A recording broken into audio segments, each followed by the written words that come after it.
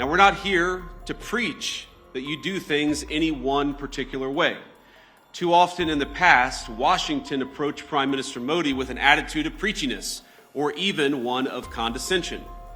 Prior administrations saw India as a source of low-cost labor on the one hand, even as they criticized the Prime Minister's government, arguably the most popular in the democratic world. And as I told Prime Minister Modi last night, he's got approval ratings that would make me jealous.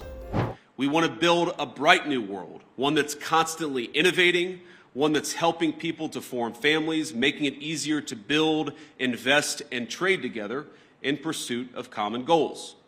Now, I believe that our nations have much to offer one another, and that's why we come to you as partners looking to strengthen our relationship. Now, we're not here to preach that you do things any one particular way. Too often in the past, Washington approached Prime Minister Modi with an attitude of preachiness or even one of condescension.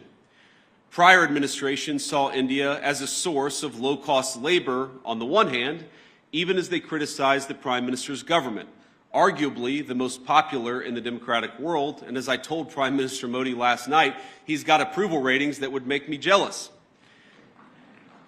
But it wasn't just India. This attitude captured too much of our economic relationship with the rest of the world. So we shipped countless jobs overseas, and with them our capacity to make things, from furniture, appliances, and even weapons of war. We traded hard power for soft power, because with economic integration, we were told, would also come peace through sameness.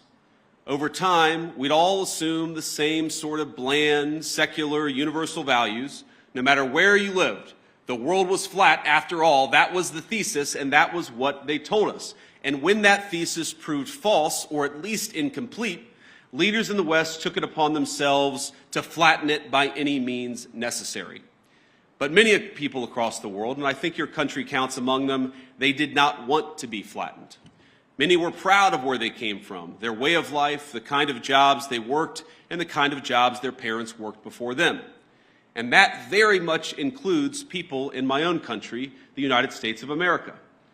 Now, some of you are aware of my own background. I actually didn't plan to talk about my background at all until last night at dinner, while my children mostly behaved. We gave them an A- for behavior with the Prime Minister. The Prime Minister said, "I have one request.